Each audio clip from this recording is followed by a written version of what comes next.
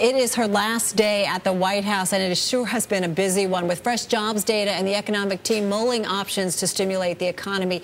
We're talking about Dr. Christina Romer, chairman of the Council of Economic Advisors, joining us right now from the White House. Dr. Romer, thank you so much for joining us, and I know it's been a busy day. It's your last day there, so thank you. We really appreciate it.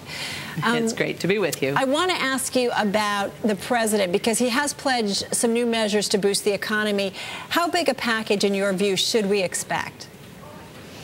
You know, what the president has made clear is nobody's talking about a second stimulus. Very much what he's been talking about are what are the additional measures that we could take to make the jobs numbers, which we got today, you know, positive private sector job growth. What can we do to make those numbers bigger? Because, of course, we'd like to bring the unemployment rate down much more quickly.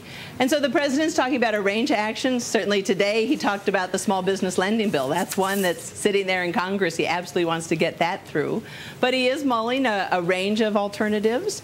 I'm not going to get ahead of him on what he's going to decide or how big it's going to be. But, you know, what he's certainly been thinking about are what are the targeted measures that could make an appreciable difference to the rate of job creation. What do you think would have the most impact at this point, based on how the economy has played out? You know, certainly, I think, you know, I'm certainly a very big supporter of the Recovery Act. I think the actions that we took in that act absolutely made a tremendous impact, and I think that's you know, gives you some sense. The tax cuts that we did in there have been very effective. We've seen this summer the infrastructure spending. I think it's a big part of why today's construction number was up. We know a big part of that was in heavy civil engineering construction, like roads and bridges from the Recovery Act. So I think those are certainly some, you know, things that have worked. The president's talked about how important it is to extend the middle-class tax cuts from 2001 and 2003. That's something that's very important, obviously, to all the millions of families that are involved, but for the economy as a whole. So I think that he was certainly emphasizing. And you know, again, there's going to be a range of measures, and they're going to be evaluating them and making a decision. I mean, do you think the president, in terms of any kind of new stimulus measures that the president may want to get through here at this point, does the president have the support of Congress at this point to get something passed fast, in your view?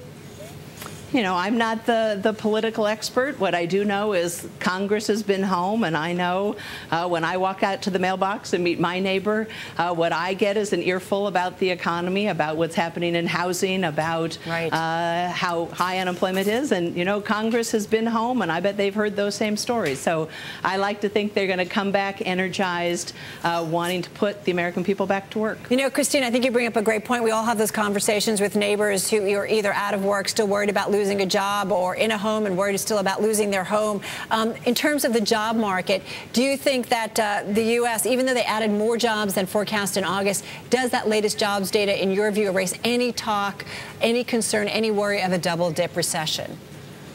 You know, I think it does erase that worry. I think we have been through some turbulence. I would have said the last couple of weeks we've gotten a number of troubling statistics, and I think that's one of the reasons why today's report is important, because even though the job creation was not as strong as we would have liked, it shows sort of that steady, continued private sector job growth, and we're just going to have to build on that. But I think it does say, as the president said this morning, we're moving in the right direction. We just want to move there faster. So moving in the right direction. So we can rule out a double dip then?